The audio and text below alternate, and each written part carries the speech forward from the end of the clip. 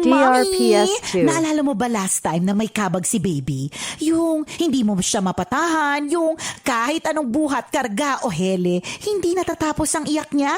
Sobrang alala ka, di ba? At naku, gising ang buong bahay. Ang tawag sa nararamdaman natin, mommy, ay kabag stress. DRPS2. Hindi ito imbento.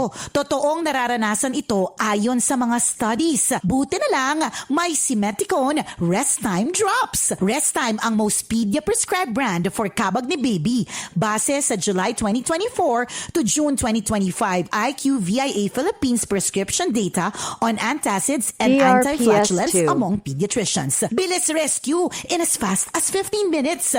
Para rest from kabag si baby, iwas kabag stress din ang family. Basta kabag, most prescribed Simeticone Rest Time to the rescue. Simeticone is the generic name of Rest Time. If symptoms persist, consult your doctor.